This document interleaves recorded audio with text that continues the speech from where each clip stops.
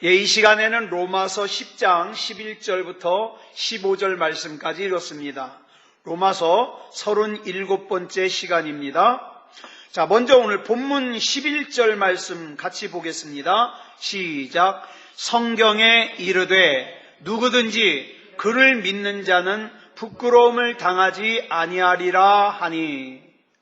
여기 보니까 주님을 믿는 사람은 누구든지 부끄러움을 당하지 않을 거라 그랬어요. 또 구약에서는 뭐라 그랬죠? 수치를 당하지 않게 하신다 그랬습니다. 그런데 여러분, 우리 현실을 보세요. 교회가 욕을 먹습니다. 그죠? 예수 믿는 사람들이 손가락질을 당합니다. 자, 왜 현실에서는 주님을 믿는다고 하는 우리가 세상으로부터 지탄을 받고 부끄러움을 당할 때가 있고 또 수치를 당할 때가 있는데 이유가 뭘까요? 여기 분명히 부끄러움 당하지 않는다 그랬는데, 수치를 당하지 않는다 그랬는데 이유가 있어요. 우리가 우리의 필요에 따라 주님을 믿기 때문에 그래요. 필요하면 주님을 찾고 필요하지 않을 때는 주님으로부터 등을 돌려댑니다. 이렇게 필요할 때만 주님을 찾는 사람은 절대로 탐욕에서 벗어날 수가 없어요. 여러분, 우리는 창세기에 나오는 요셉과 요셉의 형들이 만나는 장면을 통해서 우리는 주님과 우리와의 관계를 생각해 볼 수 있어요. 자, 요셉의 형들이 자기 동생 요셉을 노예상인에게 팔아버린 지 22년이 지난 뒤에 식량을 구하기 위해서 애굽으로 갑니다. 그런데 성경을 보시면 아시겠지만 식량을 살려면 반드시 누구를 만나야 돼요? 애굽의 총리를 만나야 돼요. 요셉의 형들은 애굽의 총리가 자신들이 팔아먹은 동생 요셉이라는 사실을 전혀 몰라요. 여러분 잘 보세요. 애굽의 총리가 자기 동생 요셉이라는 사실을 모르는 상태에서 요셉의 형들은 애굽의 총리로부터 뭐만 하면 돼요? 양식을 사기만 하면 돼요. 내가 필요한 양식을 거래하기만 하면 돼요. 그런데 요셉의 형들이 애굽의 총리가 자기가 팔아먹은 동생이라는 사실을 알게 되잖아요. 그럼 상황이 달라져요. 그죠? 먼저 급한 게 뭐예요? 양식을 거래하는 거예요? 아니면 자기 동생 요셉과 틀어진 관계, 깨어진 관계를 회복하는 게 먼저예요? 관계를 회복하는 게 먼저예요. 자, 보세요. 우여곡절 끝에 요셉의 형들이 애굽의 총리가 자기가 팔아먹은 요셉이라는 것을 알게 됐어요. 자신들이 한때 죽이려고 했던 동생이 지금 자신들에게 양식을 주는 사람일 뿐만 아니라 자기를 죽일 수도 있는 존재라는 거예요. 이걸 깨닫게 됐어요. 자, 애굽의 총리가 누구인지 실체가 정확하게 드러나게 되자마자 이제 내가 필요한 것을 주고받는 거래만 하는 관계가 아니라 그거보다 더 먼저 뭐를 해야 돼요? 깨진 관계가 회복되는 게 더 우선이에요. 그런데 요셉이 먼저 형들을 알아보고 형들에게 자기 자신을 밝힙니다. 그래서 자기들 앞에 있는 이 애굽의 총리가 자기가 팔아먹은 동생 요셉이라는 사실을 깨달은 형들이 어떻게 해요? 벌벌 떨죠. 그렇게 떨고 있는 형들에게 창세기 45장 5절을 보면 요셉이 이렇게 얘기하면서 용서를 해줘요. 같이 읽겠습니다. 시작. 당신들이 나를 이곳에 팔았다고 해서 근심하지 마소서, 한탄하지 마소서. 하나님이 생명을 구원하시려고 나를 당신들보다 먼저 보내셨나이다. 그리고 요셉은 형들에게 새 옷도 주고 땅도 주고 먹을 것도 주고 집도 주었어요. 자, 그러면 우리는 여기서 이 요셉과 또 요셉의 형들의 관계를 3단계로 볼 수 있어요. 3단계로. 1단계는 지금 가뭄이 오는데, 가뭄이 계속되는데 애굽에 양식이 있는 사실조차 알지 못해서 애굽의 양식을 구하러 가지 못하고 굶어 죽는 사람들이 있잖아요. 1단계예요. 이걸 영적으로 해석을 하면 하나님께 영원한 생명이 있다는 걸 모르기 때문에 세상에서 자기 마음대로 살다가 영원한 사망이 기다리고 있는 지옥으로 가는 사람들 1단계예요. 그 다음 2단계는 애굽에 양식이 있다는 소식을 들었어요. 알아요. 그래가지고 애굽에 양식을 구하러 오기는 왔지만 애굽의 총리가 누군지를 모르니까 뭐만 생각해요? 양식을, 내가 필요로 하는 양식을 거래할 것만 생각해요. 2단계예요. 2단계. 영적으로 보면, 자, 하나님 믿으면 천국 간다는 거 알아요. 예수님을 구주로 영접하면 구원받는다는 거 알아요. 하나님 앞에 영원한 생명이 있다는 거 알아요. 그래서 나도 천국 가고 싶어서 예배에 참석을 해요. 근데 문제는 하나님이 누구신지를 정확하게 알지 못하니까 그냥 거래만 해요. 내가 열심히 예배 참석해 줄 테니까 천국만 보내달라고. 내가 열심히 예배만 참석할 테니까 나 부자 되게 해달라고. 나 예배 열심히 참석할 테니까 건강하게 해달라고. 나 예배 열심히 참석할 테니까 잘 살게 해달라고 거래만 해요. 전혀 거기 둘 사이에 관계는 없어요. 이게 2단계예요. 3단계는요. 애굽에 양식이 있다는 사실도 알아요. 거기서 한 걸음 더 나아가서 애굽에서 그 양식을 파는 애굽의 총리가 누구라는 것도 알아요. 내가 팔아먹은 동생 요셉이라는 것도 알아요. 이걸 알고 나니까 내가 지금 동생 요셉과 양식을 거래하는 게 지금 문제가 아니에요. 내가 한때 내 동생 요셉을 갖다가 죽이려고 했던 그 관계, 깨어진 관계, 그거부터 해결해야 되잖아요. 그래서 이 3단계는요, 물론 우리 천국 가야 됩니다. 부자도 돼야 돼요. 건강하게 살아야 돼요. 잘 살아야 돼요. 그런데 이것을 구하기 전에 먼저 하나님과 나와의 관계가 회복이 돼야 돼요.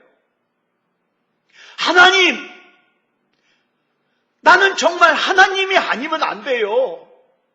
나는 하나님이 무섭기 때문에 죄질 수가 없어요. 하나님, 나 좀 책임져 주세요. 하나님과의 관계. 그래서 거래보다, 내가 필요한 것을 달라고 하는 거래보다 뭐가 더 우선이에요? 그 관계 회복이 우선이에요. 하나님은 나의 하나님이 되시고 나는 하나님의 백성이 되기 원합니다. 하나님은 나의 목자가 되시고 나는 하나님의 기르시는 양이 되길 원합니다.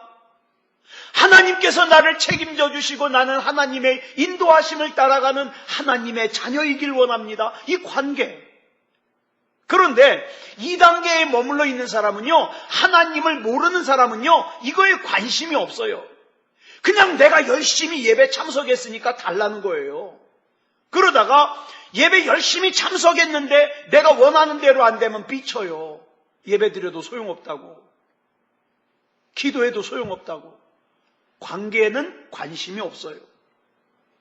그런데 문제는 이 3단계의 신앙은요, 우리 주님께서 먼저 알려주셔야 알 수 있어요.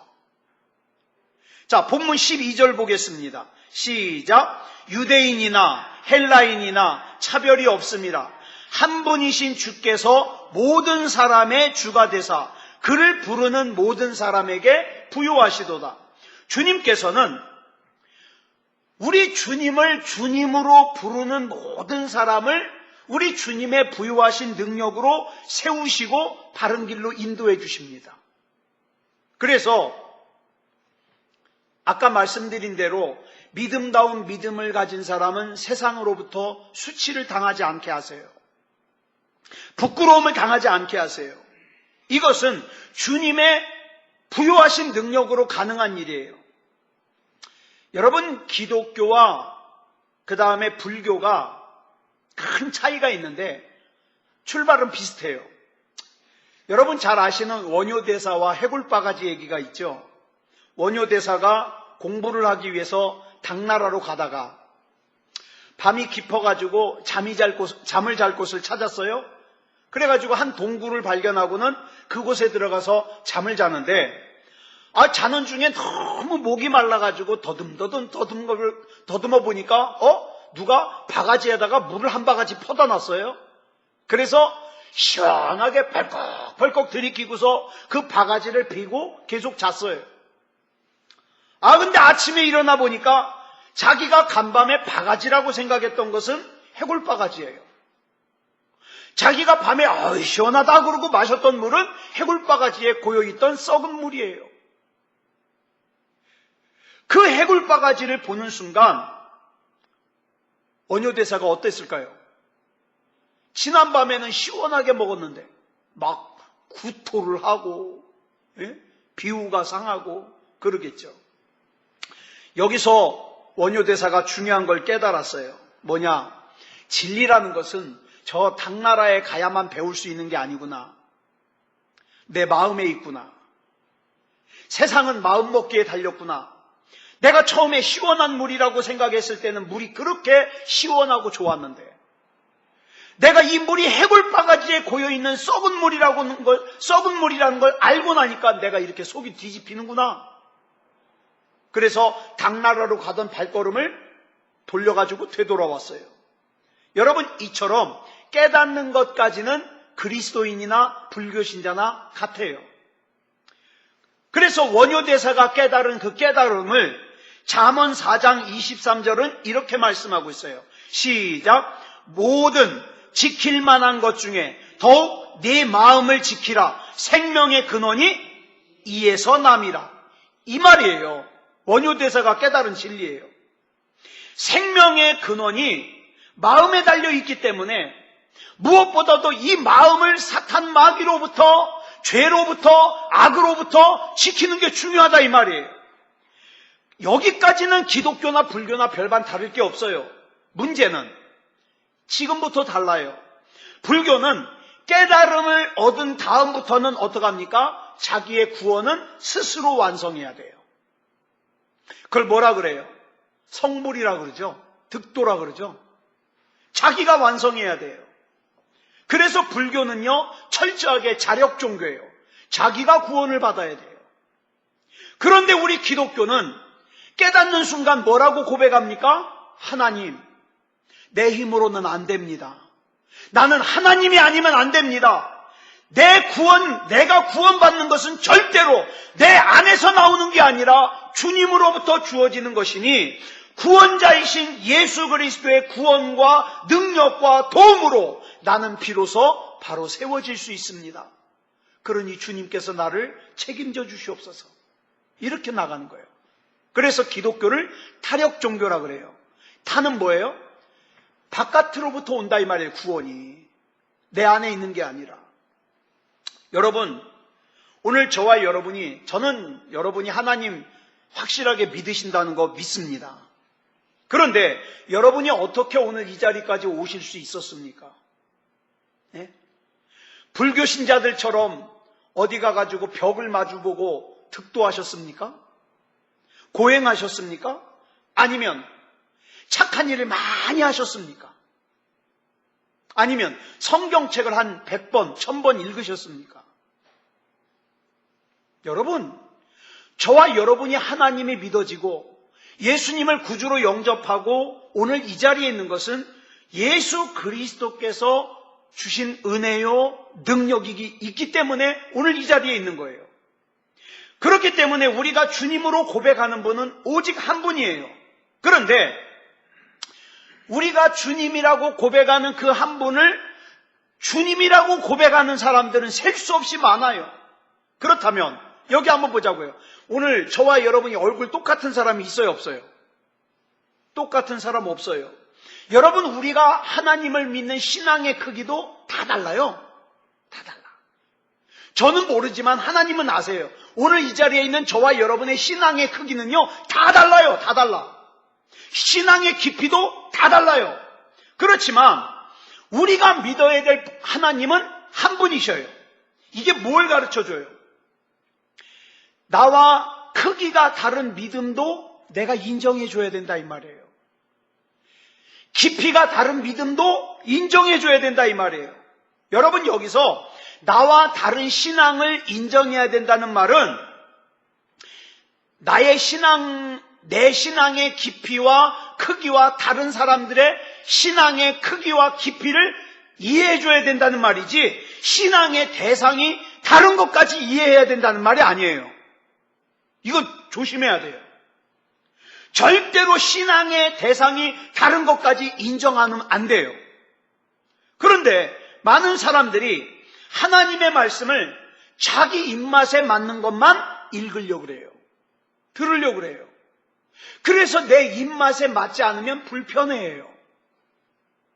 왜 저렇게 듣기 싫은 말을 하지? 저는요, 전도사 때도 설교를 하고 나잖아요. 꼭 몇 명이 찾아와요. 설교하고 나면. 전도사님, 왜 강단에서 내 설교해요? 내가 자기 사정을 어떻게 알아서? 난 그냥 하나님 말씀, 그때나 지금이나 하나님 말씀 갖고 얘기하는데 꼭 몇 명씩 와요. 자기 얘기 강단에서 얘기했다고. 여러분, 그냥 자손 몇 대까지 복 받는다, 구하면 주신다, 이런 얘기는 참 좋아하는데, 여러분, 우리는 회개해야 됩니다. 하나님께로 돌아가야 됩니다. 그러면 별로 불편해요. 그래서 가만히 보면은요, 여러분도 아마 느끼실 거요. 겉으로 볼 때는 믿음이 참 좋은 것 같아 보이는데 조금만 한꺼풀 벗기고 들어가 보면 하나님 말씀 중에서 극히 일부분만 가져요. 하나님은 나의 하나님이십니다 라고 얘기는 하지만 진짜 하나님이 주님이 아니에요. 그러니까 자기 맘대로 예배도 드렸다 안 드렸다 그러지.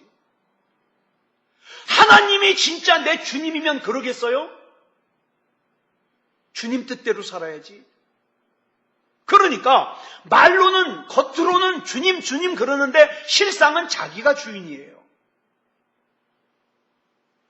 여러분, 그래서 자기가 중심이 되어가지고 폐쇄적인 신앙생활하는 사람들이 많다 이 말이에요. 여러분, 본문 13절 보겠습니다. 시작. 누구든지 주의 이름을 부르는 자는 구원을 받으리라. 여러분, 이 말씀에서 강조되고 있는 단어가 뭐예요? 누구든지예요. 누구든지. 유대인이든지 헬라인이든지 살인강도든지 폭력범이든지 상관없이 예수 그리스도를 믿는 사람은 누구든지 구원받는다. 아니에요, 목사님. 예? 조금 있으면 조두순이 나온다 그러는데 절대로 조두순은 천국 가면 안 돼요. 그건 내가 판단할 일이 아니에요. 그런 흉악범이라도 예수님을 구주로 영접하면 천국 갑니다. 예? 잘 아시다시피 마태복음 1장을 보면 예수님의 족보가 나오는데 예수님의 족보를 보면 우리가 그 사실을 더 정확하게 알 수 있어요. 누구든지 구원받는다.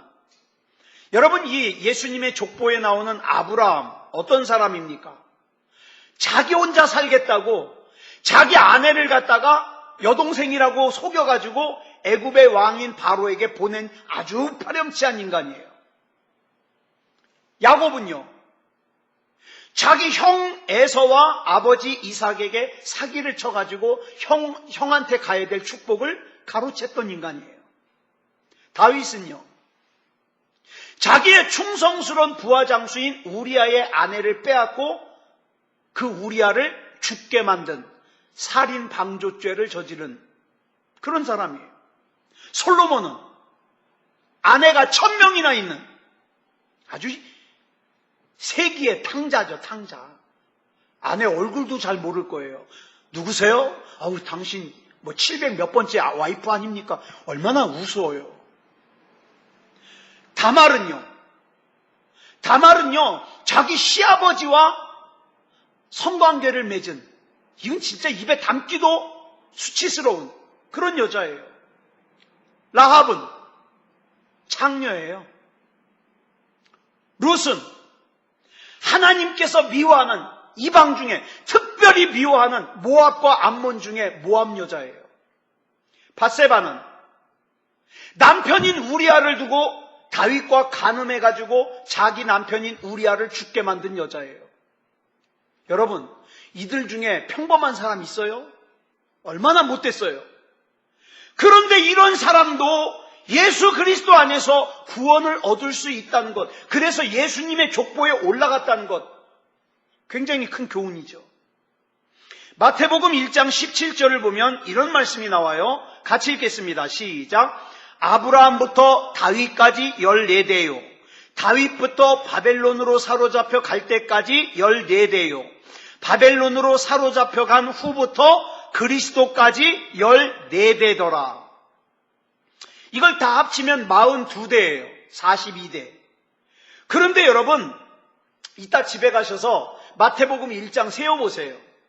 아무리 세어봐도 41대예요. 하나가 빠져요. 그래서 신학자들 중에 어떤 사람들은 마태가 착각했다. 숫자를 잘못 세가지고 잘못 기록한 거다.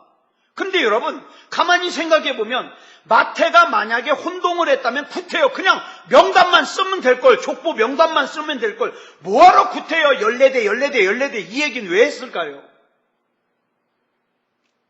그렇다면 만약에 마태가 알고도 그렇게 했다면 왜 한 대가 빠져 있음에도 불구하고 14대라고 한 이유가 있지 않겠습니까? 증명할 수는 없지만 제 생각엔 그래요. 제 생각엔. 이거 제 생각이에요. 마태복음 1장이 아무리 은혜로운 예수님의 족보라 할지라도 2000년 전에 살다가 간 이스라엘 사람들만으로 구성된 족보라면 나와는 상관이 없어요. 뭐 훌륭한 사람일 수는 있겠죠. 다윗도 그렇고, 그죠? 근데 나하고는 직접적으로 관계가 없잖아요. 내가 그 족보와 무슨 상관이 있는데. 그런데 그 한 대가 비어있는 그 자리에, 그 빈자리에 내가 들어갈 수 있다면, 내가 예수님의 족보에 들어갈 수 있다면, 그 예수님의 족보가 나의 구원의 족보가 될 수 있다면 말은 달라져요. 그렇기 때문에 여기서 우리가 기억해야 될 것은, 저와 여러분은 이 세상을 살면서 누군가를 정죄하거나 판단하거나 이 사람이 믿음이 있네 없네, 신앙생활을 잘하네 못하네, 이런 심판자의 자리에 앉으면 안 돼요. 저와 여러분은 뭐만 하면 돼요? 그냥 기도해 줘야 돼요. 저도 이것 때문에 참 예전에 회개를 많이 했는데, 저 전도사 때 우리 교구에, 여러분 아시나 모르겠어요. 저기 고척동 이렇게 개봉입구 사거리에서 저 광명 넘어가는, 옛날 수정이네 집 넘어가는 그 고가다리를 쫙 넘어가면, 그 도용병원 끼고 쫙 넘어가면 오른쪽에 병원이 있었어요. 강서병원. 근데 이 병원이요, 의료사고를 좀 많이 저질렀어요. 그 중에 하나가 우리 교구에 김의치라고 하는 남자가 있었어요. 이 양반이 저 고척동의 유명한 깡패예요. 허구한 날 술 먹고 돌아다니면서 싸웠는데, 어느 날 이 양반이 다리를 다쳐가지고 병원에 갔는데 자르지 않아도 되는 다리예요. 그런데 의사가 잘못을 해가지고 이 양반의 다리를 하나를 잘랐어요. 의료사고죠. 그래가지고 엄청나게 보상받았는데, 이 김의치라는 이 양반의 성격이 얼마나 불같은지 가서 병원을 다 때려 부셨어요. 멀쩡한 내 다리 잘라놨다고 다 때려 부셨어요. 근데 그 뒤로 몇 건의 의료사고가 더 나더니 결국에 그 병원이 없어졌더라고요. 여러분, 저는요, 그 김의치라는 분이 우리 교구로 배당이 돼가지고, 나 정말 그 양반 때문에 기도 많이 했어요. 신방 갖다 의도 맞으면 어떡해. 그 사람은요, 예고도 없이 패요. 그냥 막 가서 기도하고 있는데 넥타이 잡아당기면 전 목 졸라 죽고, 하나님, 그 집에 신방 가려면요, 정말 평소보다 기도를 더 많이 하고 가야 돼요. 그랬는데요, 그 사람이 바뀌었어요. 네, 그 사람이 양같이 변했어요. 그래가지고 예배를 드리러 가잖아요. 그러면 전도사님, 와, 그거 진짜 적응 안 돼요. 그 무서운 양반이 전도사님 오셨냐 그러면서 말이에요, 신방을 봤는데, 제가 그 뒤로, 그렇습니다, 하나님, 사람은 사람을 판단할 수가 없군요. 저 김의치 같은 양반도 하나님이 저렇게 양으로 만드셨다면 세상에 구원하지 못할 인생은 없는 줄 믿습니다. 그렇죠? 그 뒤로 저는요, 이 사람은 된다 안 된다 얘기 안 해요. 내 생각에는 비판할 수밖에 없어요. 저 인간은 비판받아 마땅해. 저 인간은 미움을 받아 마땅해. 그럴지라도 저 사람은 절대 구원 못 받아. 그건 내가 할 게 아니에요. 왜냐하면 그 사람도 예수님을 구주로 영접하고 예수님의 구원의 족보에 들어갈 수 있는 사람이기 때문에. 그러므로 나는 먼저 구원받은 사람으로서, 다른 사람들보다 먼저 구원받은 사람으로서 아직 예수님을 구주로 영접하지 못한 사람에게 내가 해야 될 일이 있다면 뭘까요? 이 사람 신앙생활 잘해 못해 얘기하지 말고 내가 할 건 뭐예요? 하나님이 나에게 주신 복음, 그거 전해주는 거예요. 나는 예수 믿는 사람입니다. 나는 주님이 아니면 안 되는 사람이에요. 나에게 구원을 주시고 나에게 은혜를 베푸신 주님을 당신도 만나길 원합니다. 내 얘기가 지금은 미련하게 들리고 어리석게 들리고 답답하게 들릴지 모르지만 당신도 예수님을 만나면 나같이 변할 겁니다. 복음 전하는 거. 그게 내가 할 수 있는 얘기예요. 이것이 본문 14절부터 15절에 기록되어 있어요. 같이 읽겠습니다. 시작. 그런즉 그들이 믿지 아니하는 일을 어찌 부르리요? 듣지도 못한 일을 어찌 믿으리요? 전파하는 자가 없이 어찌 들으리요? 보내심을 받지 아니하였으면 어찌 전파하리요? 기록된 바 아름답도다 좋은 소식을 전하는 자들의 발이여 함과 같으니라. 여러분, 내가 예수 그리스도를 어떻게 믿게 되었어요? 내가 지금은 잘 기억이 안 나지만 그 기억나는 사람도 있지만 저 같은 경우엔 기억이 안 나요. 내가 어쩌다가 예수 믿게 됐는지. 어느 순간에 보니까 나는 예수님이 믿어져요. 내가 예배드리고 있더라고요. 내가 기도하고 있더라고요. 그런데 나는 기억 못하지만 분명히 누군가가 나에게 복음을 전해줬을 거라고요. 내가 예수님이 믿어지게끔. 돌아가신 평화교회 이기현 목사님이요, 학교 제대로 못 다니신 분이에요. 그분 설교 원고를 제가 정리했는데 설교 원고를 정리하다 보면 맞춤법이 다 틀려요. 그런데요, 저는 그 목사님의 설교를 들을 때마다 정말 은혜를 받고, 특히 목사님이 기도원에 갔다 오실 때가 있어요. 문제가 있어가지고 기도원에 갔다 와가지고 하는 그 첫 설교는요, 정말 100% 은혜를 받아요. 여러분, 내가 복음을 한 번도 듣지 못했다면, 우리에게 복음을 전해주는 사람이 한 사람도 없었더라면 내가 지금 이렇게 예배드리고 있겠습니까? 아니죠. 그렇다면 우린 또 이런 질문을 해봐야 돼요. 그러면 왜 하나님께서는 그 누군가를 동원해서 나를 구원하시고 나를 이 자리에 있게 하셨을까요? 그거는요, 나를 또한 그 누군가에게 보내서 그 사람을 구원하는 도구로 사용하시려고. 그러면 여러분, 그 사명을 감당하고 계십니까? 누군가에게 복음을 한 번이라도 전해 보셨습니까? 여러분, 그래서 사복음서, 마태복음, 마가복음, 누가복음, 요한복음은 뭘로 말씀이 마무리되는가? 복음의 증인이 되라는 예수님의 명령으로 끝나요. 복음의 증인이 되라고. 그 다음에 사도행전도 마찬가지예요. 사도행전 1장 8절을 어떻게 시작합니까? 같이 읽어볼까요? 시작. 오직 성령이 너희에게 임하시면 너희가 권능을 받고 예루살렘과 온 유대와 사마리아와 땅끝까지 이르러 내 증인이 되리라 하시니라. 과연 복음을 전한다는 것이, 선교한다는 것이, 전도한다는 것이 무엇을 의미합니까? 제가 어저께 문자를 하나 받았어요. 이메일이에요, 이메일. 목사님, 제가 오늘 드디어 목사님이 올려놓으신 요한계시록 설교 60번까지 다 들었습니다. 저는 그 시리즈를 하나도 안 빼놓고 들은 사람, 이 문자 온 게 처음이에요. 그래서 제가 감사합니다. 그랬더니 그 다음 말이 뭐라고 하느냐. 목사님 블로그에서 지금 제가 뭘 들어야 될지 다 좋아서 뭘 들어야 될지 내가 설렙니다. 제가 그랬어요. 평소에는 전 답장 간단하게 보내요. 반응해 주셔서 감사합니다. 이것만 보내요. 제가 그랬죠. 반응해 주셔서 너무너무 감사합니다. 성도님의 이 반응이 저에게 힘이 됩니다. 저에게 힘을 주셔서 감사합니다. 그러고 보내줬어요. 여러분, 과연 복음을 전한다는 것이, 선교한다는 것이, 전도한다는 것이 무엇을 의미할까요? 나의 모든 세속적인 삶을 그만두고 그러면 나는 다 목사가 돼야 될까요?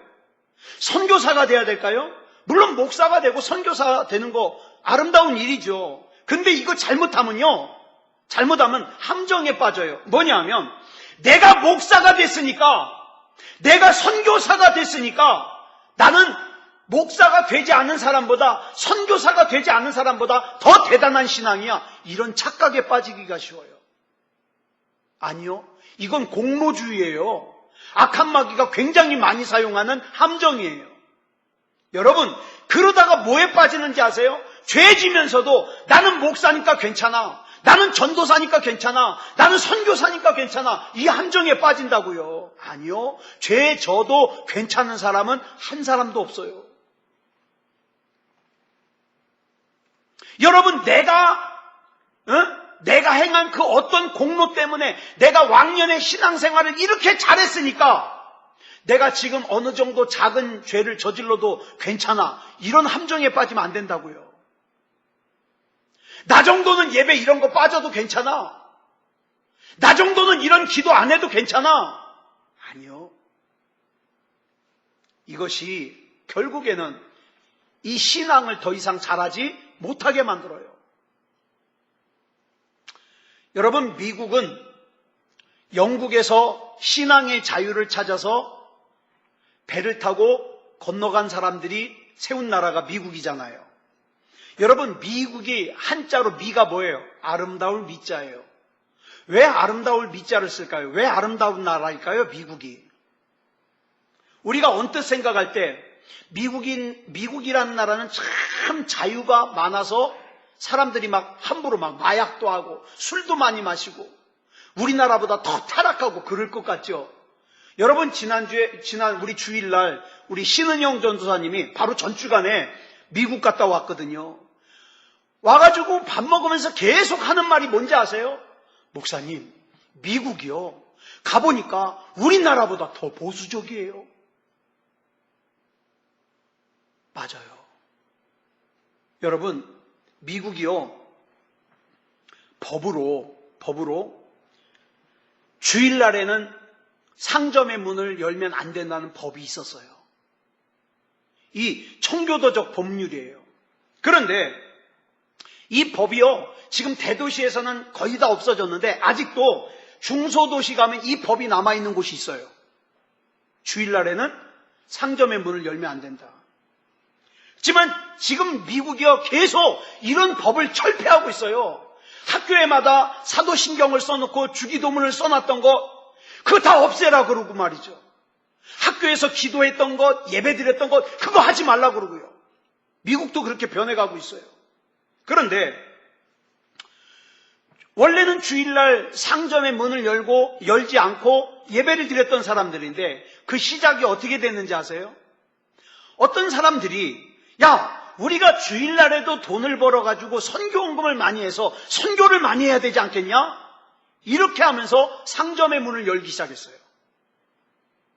그러다가 그것이 어떻게 바뀌었습니까? 점점 사회 전반에 걸쳐 있는 기독교 신앙의 전통들을 없애가고 있어요. 그리고 어떻게 합니까? 그것을 이제 당연한 것으로 여깁니다. 여러분, 이렇게 변질된 이유는 신앙생활을, 말 그대로 신앙생활을 하지 않고 뭐를 한 거예요? 신앙 행사를 한 거예요. 오늘 행사는 수요 예배, 금요일 날 행사는 금요 기도회, 신앙생활이 아니에요. 그냥 행사예요. 행사. 그냥 참석하는데 의의를 두는 행사. 거기서부터 타락이 시작되는 거예요. 여러분, 지금까지 기독교 역사상 굉장히 큰 역할을 했는데 알려지지 않은 사람들이 많아요. 예를 들어서 어거스틴이라고 하는 사람이 있거든요. 이 어거스틴이라는 사람은 초기 교회에서요, 없어서는 안 될 중요한 사람이에요. 왜냐하면 이단이 많이 생겼는데 이 어거스틴이 이단으로부터 교회를 지켰거든요. 기독교를. 그러니까 초기 기독교 교회를 지키기 위해서 하나님께서 세우신 사람이 누구예요? 어거스틴이에요. 근데 이 어거스틴이 되기까지 누구 역할이 컸냐? 그 어머니 모니카가 얼마나 눈물을 흘려 기도했는지 몰라요. 이 어거스틴이요, 어렸을 때 속 싱그럽게 썩였어요. 마약을 하질 않나, 결혼도 하지 않고 애를 나갖고 오질 않나, 엄마 속을 많이 썩였어요. 그러니까 엄마는 눈물로 맨날 기도하는 거예요. 근데 이 어거스틴이 회심하게 된 결정적인 사건이 있어요. 어느 날 이 어거스틴이 정원에 앉아 있는데 정원 밖에서 아이들이 노래를 불러요. 근데 그 노래의 가사가 로마서 13장 12절로 14절의 말씀을 가지고 만든 노래예요. 우리 한번 읽어볼까요? 무슨 내용인가? 시작. 밤이 깊고 낮이 가까웠으니 그러므로 우리가 어둠의 일을 벗고 빛의 갑옷을 입자.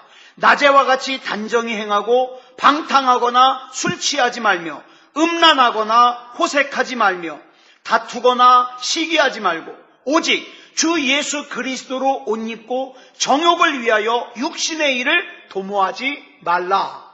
이 말씀을 내용으로 애들이 노래를 부르는 거예요. 이 노래를 듣는 순간 어거스틴이 깨졌어요. 근데 그 노래를 부르는 아이들이 누군지 몰라요. 이름을 몰라요. 그 아이가 누구였는지 모르지만 어쨌든 성경 구절로 만든 찬양을 갖다가 평상시에 부를 정도라면 신앙생활화된 아이 아니겠어요? 또 여러분, 영국에서 유명한 설교가가 찰스 스펄전 목사님이에요. 이분은 굉장히 많은 사람들을 하나님께로 돌아오게 한 유명한 목사님인데, 청년 때는 아주 신앙이 별로 안 좋았어요. 그랬는데 잉글랜드의 한 촌구석에서 어느 날 동네를 지나가고 있는데 한 청년이 이 스펄전 목사님에게 오더니 잠깐 나랑 얘기 좀 하겠냐고. 근데 복음을 전해주는 거예요. 근데 여러분, 이 스펄전 목사님에게 복음을 전해준 그 청년의 이름이 누군지는 아무도 몰라요. 그런데 눈 오는 날 그곳을 지나가다가 우연히 만난 청년 스펄전에게 예수 그리스도를 전해줌으로 말미암아 그 스펄전이 하나님 앞에 귀하게 쓰임받는 목사님이 됐잖아요. 그렇다면 지나가다가 만나는 청년에게 복음을 전해줄 정도라면 이 청년은요, 평상시에 얼마나 신앙생활을 잘했겠습니까? 하나님께서는 이렇게 신앙이 생활화가 된 사람들을 아름답게 보시고 그 사람들을 통하여 귀하게 역사하셨어요. 자, 본문 15절 보겠습니다. 시작. 보내심을 받지 아니하였으면 어찌 전파하리요? 기록된 바 아름답도다 좋은 소식을 전하는 자들의 발이여함과 같으니라. 여기 보면 좋은 소식을 전하는 사람들이 누구인지 밝히고 있지는 않지만 이처럼 복음을 전하는 것을 생활화하고 하나님과 동행하는 것을 생활화하는 사람들을 하나님께서 아름답게 보신다. 어떤 면에서는 이름이 알려지지 않은 것이 더 다행일 수가 있어요. 간혹 제가 사람들을 보면은 처음에는 겸손하게 살다가 신앙생활도 겸손하게 시작을 했는데 어느 순간 자기 자신이 대단하다고 생각이 되니까 어떻게 해요? 하나님도 무시하고 예배도 무시하고 목사님도 무시하고 자기 마음대로 생활하는 사람들이 있어요. 여러분, 지난 주일날 우리 교회에 왔던 그 신은영 전도사님이 제가 연락을 했는데 보통 찬양사역자들은요, 저희 교회 모시고 싶습니다. 그러면 그 교회 몇 명이나 모이세요? 물어봐요. 그런데 이 신은영 전도사님은 안 물어봐요. 모시고 싶습니다. 알겠습니다. 그런데 언제가 좋을까요? 그랬더니 날짜를 조정하는데 계속 바빠요. 그러다가 날짜를 잡은 거예요. 여러분, 우리 교회 오셨던 분들 여러분 기억나시나 모르겠어요. 그 탤런트 정영숙 권사님, 소리엘의 장혁재 집사님, 또 전용대 목사님, 김민식 전도사님, 또 김종찬 목사님. 이분들의 특징이 뭔지 아세요? 교회 몇 명이나 모이냐고 안 물어봐요. 네? 제가 여기서 또 얘기를 하면은 그분이 들으시면 시험 들까봐 얘기는 안 하겠는데, 어떤 분은요, 예, 몇 명 모입니다. 그러면 그러면 제가 못 갑니다. 거절도 많이 당했어요, 제가. 여러분, 자기 사명이 뭔지를 모르는 분들이에요. 너무 유명해지다 보니까. 네? 그런데 이분들만 그런 게 아니라 우리 성도들도 마찬가지예요. 나는 누구인가를 잊어버린 사람들이 너무 많아요. 내가 이렇게 하나님을 무시해도 되는가? 내가 이렇게 예배와 기도를 무시해도 되는가? 내가 이렇게 살아도 되는가? 나는 누구여야 되는가를 몰라요. 여러분, 주은혜교회 청년들 중에서 몇 명이 교회를 나갔어요. 오래전에. 왜 나갔냐? 이제 목사님이 굉장히 힘들어했는데 왜 나갔냐? 큰 교회 다니고 싶다고 나갔어요. 큰 교회 다니고 싶다고. 착각하는 거예요.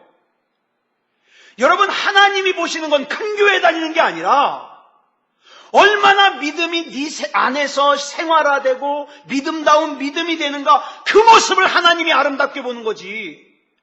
내가 큰 교회 다니면 내 믿음도 커지나요? 여러분, 저와 여러분이 해야 될 일이 뭐냐? 하나님의 말씀을 담아야 돼요. 하나님의 말씀을 자꾸 담고 그 담겨진 하나님의 말씀을 생활화해서 하나님 앞에서 하나님이 원하시는 삶을 살 때 나는 하나님을 기쁘시게 하는 사람이 되고, 하나님은 나 책임져 주셔서 수치를 당하지 않게 하시고 부끄러움을 당하지 않게 하세요. 사랑하는 여러분, 이것을 저와 여러분도 알아야 되지만 내 자식들에게도 그대로 전해야 돼요. 예? 손잡고, 아들아, 딸아, 나는 네가 세상에서 수치당하지 않았으면 좋겠다. 그러려면 하나님을 하나님으로 믿고 생활해야 된다. 이걸 전해줘야 된다고요. 아무쪼록 이 믿음다운 믿음이 유전되는 저와 여러분의 인생과 가정이 되기를 그리스도 예수님의 이름으로 축복합니다. 기도하겠습니다. 사랑의 아버지 하나님, 감사합니다. 하나님의 은혜 가운데 이 시간 말씀 나누었습니다. 사랑의 아버지 하나님, 내가 대단해서 대단한 일을 하는 것이 아니라 나는 그저 하나님 앞에 내 마음도 맡기고 내 생각도 맡기고 내 인생도 맡기고 하나님을 따라갈 뿐인데 하나님의 뜻대로 나를 사용해 주시옵소서. 그래서 나의 삶이 하나님을 기쁘시게 하고 하나님께서는 내 인생을 책임져 주시옵소서. 사랑의 아버지 하나님, 세상이 많이 어둡습니다. 죄가 가득합니다. 근데 죄가 죄인 줄 모릅니다. 적어도 우리 새소망교회만큼은 깨어있게 하시고 죄를 죄로 알 수 있게 해 주시옵소서. 우리 하나님께서 인도해 주실 줄 믿사오며 그리스도 예수님의 이름으로 간절히 기도드렸사옵나이다. 아멘.